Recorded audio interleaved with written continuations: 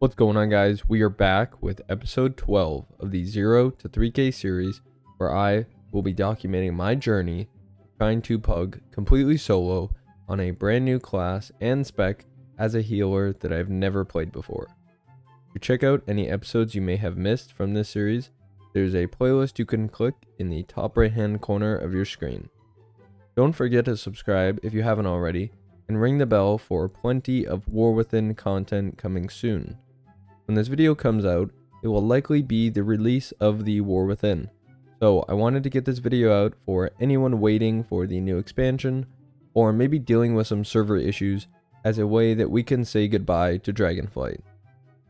Time for another vault. Now you guys might notice that some of my UI looks a little bit weird, just because with pre-patch coming out, a lot of my add-ons are still broken. So yeah, I think mainly hoping for boots at this point. That's basically all that we could get. Maybe a tier chest piece or something we could catalyze. Okay, so we either got a myth track staff that we're not going to take, or a helmet that's myth track. Ideally, I keep my shoulders as my off piece because that's a really good stats. So I might take this helmet, and then maybe we can find sockets for it at some point, and then it becomes better than our current helmet if we were to catalyze this one. But for now, I think we're just going to hold on to this, keep it in our bags. And our key is a +12 Algathar Academy. This episode is going to include every run that led me to the end of my journey for Dragonflight, and to make sure that we can be done in time for the War Within, it will have multiple weeks, which also means even more vaults to come. This is basically a mega episode, so let's get right into it. Our first key was a +14 Azure Vault. If you are thinking that that is a really high and hard key, you would be correct. For some context, this was my first evoker keys on the pre-patch event, so there was definitely lots of changes to the meta and how powerful your character was. We didn't have the best start after having 4 deaths to letting the flower cast go off. We then wiped to Azure Blade and had to run back before wiping to him again. Our next key was a +13 Azure Vault. Something else you might have noticed is how messed up my UI currently is. The pre-patch caused lots of add-ons to break, so my Omni CD that tracks my party's cooldowns aren't there, and my Mythic Plus timer weak aura is also broken, so apologies for that. This key we actually wiped to the first boss, but somehow got a really clean second half of the dungeon that allowed us to come back. We were under count, so had to teleport back to the start after killing the final boss, but we did manage to get 32 score. I realized that I could use my new myth track helmet, which would allow me to upgrade my current one to max hero track until we can find a gem for my myth track one. We kept up our streak of banger keys with a +13 no-good. This run started off rough, which was to be expected with Fort Week because of the war spears and the longbows. We had a few deaths from a pack before the third boss, but overall, almost all of our deaths after the first pull were only one at a time from maybe some missed casts or swirlies. I'm not sure what our percent was because my weak aura was broken, but we pulled this pack here, which is usually not the one you want to pull for a reason, because we missed some kicks and we wiped. Luckily, it was so close to the end of the dungeon that nobody left, and we had enough time to get one smaller trash bowl, and finished for 20 score. +13 Ruby Life Pools was up next, which unlike the other runs was not timed, and I think our comp played a large part in this.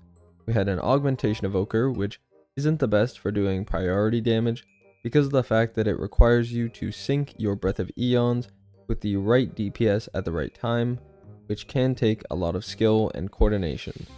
We also had an Affliction Warlock, which is dot based and doesn't have the best burst.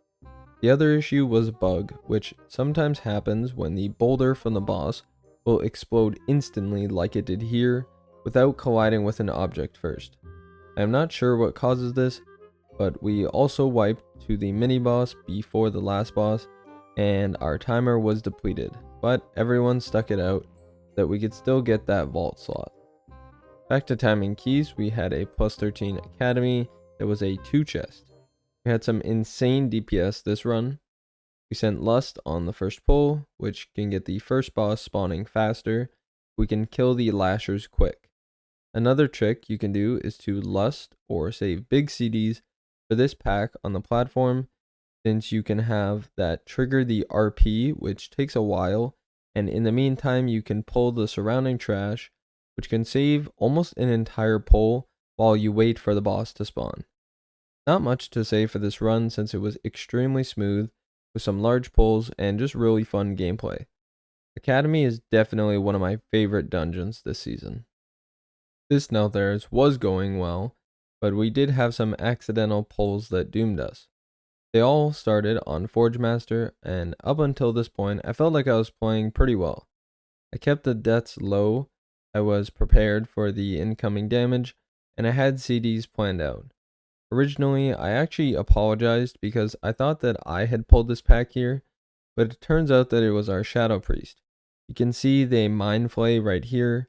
I would hope that this was a tab target and entirely a mistake, but after we ran back and our timer was pretty tight, I convinced the tank to do another pull, and my recording actually stopped, but after I got it going again, you can see that we wiped, and just to fill you in, the exact same thing happened. We do the pull and leave the trash pack on the left there, just for the priest to pull it with a mind flay and wipe us. Again, I'm not sure if this was maybe a mistake, possibly an intentional wipe, but it is what it is. We are now moving on to our next week, which means that we have another vault. Alright, vault time. So at this point, I've probably gone over basically every option I could get. I think Myth Trek gloves would be the best, maybe a chest piece. But other than that, I don't think there's much that we will get here. We'd have to get really lucky again, so cross our fingers. But yeah, no big deal. I don't think we're going to go with either of these items. We don't really love the stats on this cloak, and this trinket just isn't very good. It does have leech, so that's pretty cool. I'm just going to take the tokens. I don't think this vault is really going to matter at all, but that's all right. It'll just give us our key, so which is a 13 Algathar Academy. With it now being tyrannical, you already know I had to try an Uldamon that would wipe to Bromac, where I learned something that I'm a bit embarrassed to admit. When the totem spawns, I thought standing in the area around it was dangerous, and I didn't realize that it actually stuns the mobs that spawn, and makes the fight way easier. This run wasn't meant to be, so after 2 wipes, we moved on to a plus 12 no-cood.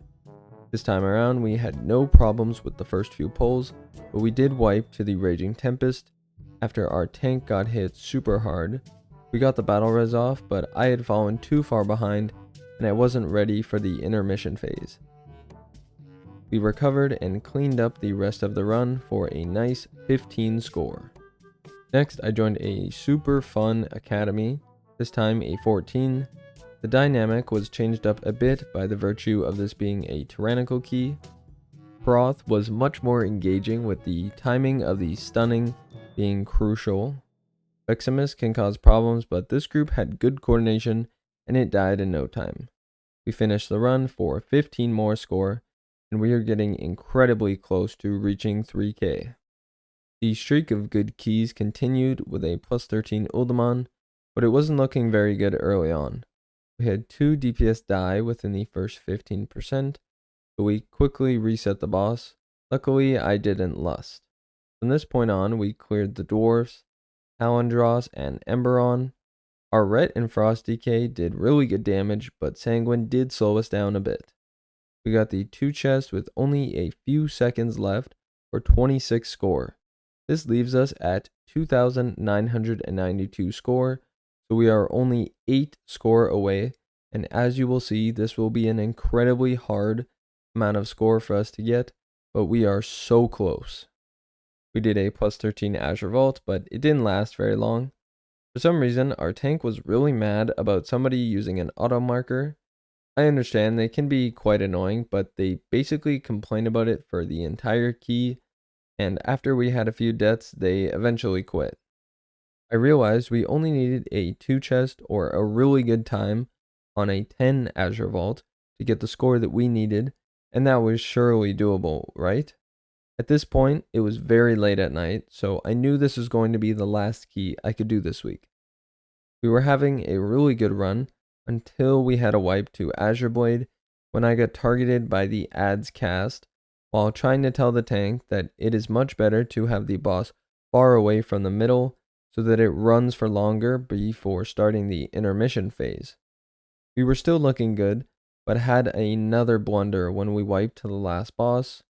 Our crystal damage was pretty low, and there were plenty of defensives that we didn't use that probably could have saved us some deaths. Luckily, we still timed the key, but because of those mistakes, we only got 7 score, meaning that we are 1 score short. Alright, time for our vault. At this point, there's not really much left. I mean, I'm 518. I think that's a pretty good spot for us to be at. Overall, I'm pretty happy with my gear. I think this is pretty realistic. And I haven't done much heroic raid, so I'm pretty happy with this gear being mainly from Mythic Plus. If there was something we could get that would be an upgrade, probably gloves on the myth track would be my pick. Okay, so 2 myth track SPs, and we could catalyze this for a little bit of an upgrade, which I think I'm going to do. No reason not to, but I don't think either of these stats are going to outweigh the crit mastery on my shoulders, since that's pretty good stats, so it doesn't really matter which one I take here. And our key is a plus 14 Neltheris. With that being the final vault of this series, I catalyzed the myth track chest piece, and I put an enchant on it, and then upgraded it to 4 out of 4 myth track.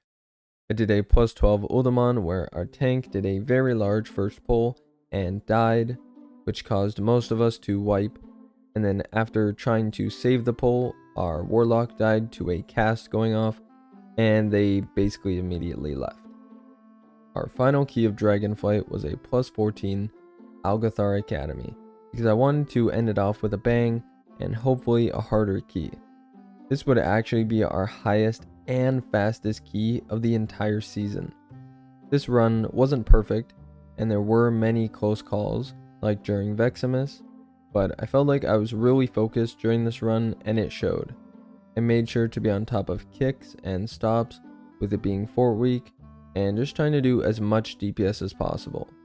We had a super solid group with good DPS and a really good tank, so overall we had everything going for us, and when it was all said and done, we finished the key for a 2 chest, 4 score, and ended off the season at 3003 score.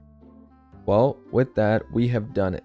We have reached 3000 Raider.io score on a class and spec that I have never mained before. With this being the conclusion to the trilogy of DPS, tank, and healer, I want to thank you guys for all the support during Dragonflight. It truly does mean the world to me, and I appreciate all of you guys who like, comment, and subscribe. If you are new here, be sure to subscribe for plenty more content to come in the War Within. Be sure to let me know if you guys want to see some series or guides, and I hope to see you all in the new expansion. I hope you enjoyed, and I will see you all next time.